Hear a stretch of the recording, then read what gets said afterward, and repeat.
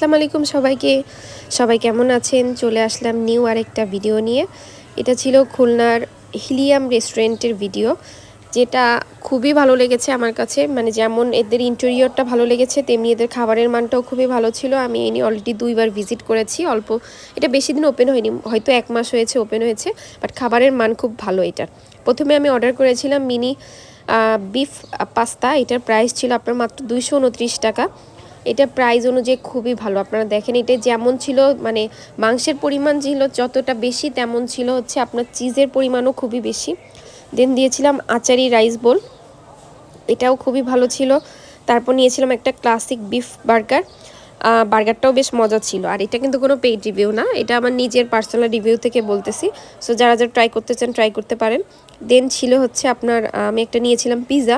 এটা ছিল, পিৎজাটার নাম আমার মনে নেই, বাট পিৎজাটার প্রাইস ছিল মেবি ৩৪৯ টাকা। হ্যাঁ, যেগুলো আমার প্রাইস মনে আছে আমি বলে দিচ্ছি। বার্গারটার প্রাইসও ছিল আপনার ২০০ সামথিং।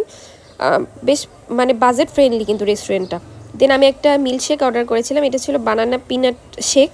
এটা একটা আনকমন একটা ফ্লেভার ছিল পিনাটের, দেন বানানার, খুব মজা ছিল এটা। এটা নিয়েছিল আপনার ২৪৯ টাকা।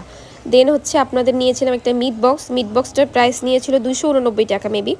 এটাও খুব মজা ছিল, এটার একটু ট্যাঙ্গি ফ্লেভার ছিল। দেন নিয়েছিলাম কোল্ড ড্রিঙ্কসের প্রাইস ছিল মাত্র ৩০ টাকা। সো ওভারঅল খুবই সুন্দর। আজকের মতো আল্লাহ।